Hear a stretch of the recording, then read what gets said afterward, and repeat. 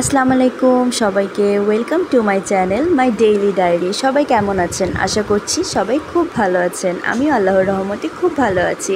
আজকের দিনটাও শুরু করে দিলাম আমার চিয়া সিড ড্রিঙ্ক দিয়ে। চিয়া সিড ড্রিঙ্ক খেয়ে একটু নাস্তা করে চা নিয়ে বসে পড়লাম। চা খেতে খেতে বাইরের ভিউটাও দেখছিলাম। দেখেন বাইরের ভিউটা দেখতে কতটা সুন্দর লাগছে, চারিদিকে সবুজ আর সবুজ।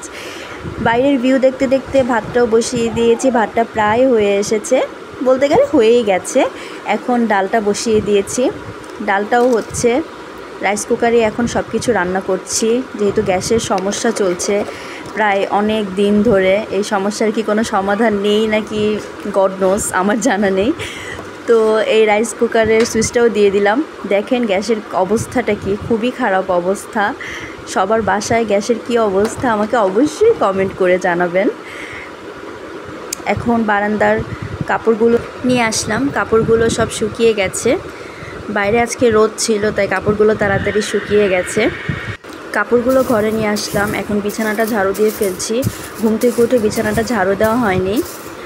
বিছানা ঝাড়ু দিতে দিতে পাখির খাবারটাও পাল্টে ফেললাম। ডালটাও হয়ে গেছে, ডালটা বাগার দিয়ে ফেলেছি। ডালের কালারটা কত সুন্দর এসেছে, তাই না?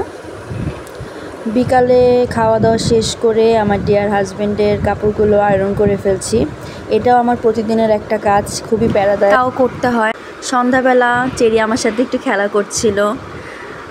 ওর যখন খেলতে ইচ্ছা করে তখন বারবার এসে আমাকে ডাকে খেলার জন্য। এই তো চেরির সাথে একটু খেলা করছিলাম। রাতেরবেলা তেমন কোনো ডিনার করা হয়নি, হালকা পাতলা ডিনার করে নিলাম। এখন চা খেতে খেতে ভিডিওটা শেষ করছি। সবাই ভালো থাকবেন, আমার চ্যানেলটাকে সাবস্ক্রাইব করবেন। আল্লাহ হাফেজ সবাইকে।